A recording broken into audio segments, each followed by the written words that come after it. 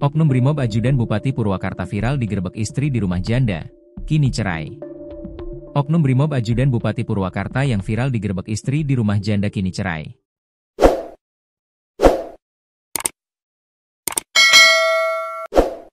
Kabar cerainya Oknum Brimob dengan istri itu diungkap oleh Bupati Purwakarta Saapul Bahri bin Zain alias Om Zain. Dilansir tribunnews.com, Om Zain mengungkap jika ajudannya tersebut sepakat berpisah dengan istri sahnya.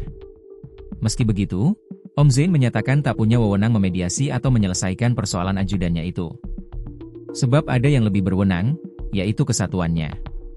Bidang Profesi dan Pengamanan, Bid Propam, Polda Jawa Barat memeriksa Brigadir Yusuf, ajudan Bupati Purwakarta. Pemeriksaan tersebut terkait video viral yang memperlihatkan Brigadir Yusuf digeruduk oleh istrinya sendiri saat sedang bersama seorang wanita.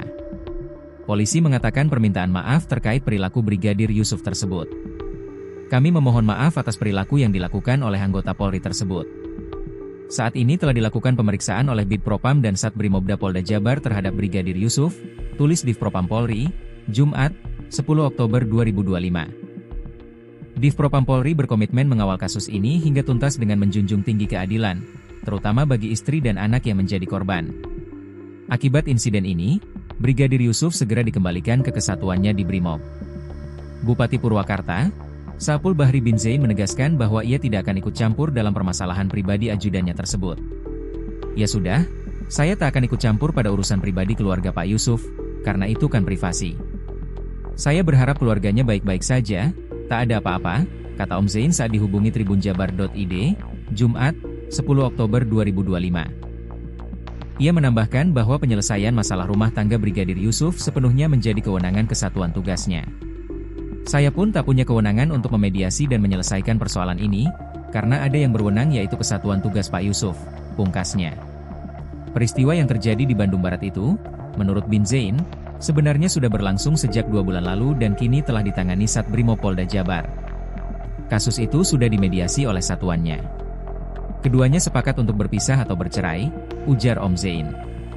Brigadir ia dikenal sebagai walpri yang setia mendampingi Om Zain sejak dilantik Presiden Prabowo Subianto pada 20 Februari 2025. Namun, buntut kasus tersebut, ia resmi dikembalikan ke satuannya di Brimob Polda Jabar.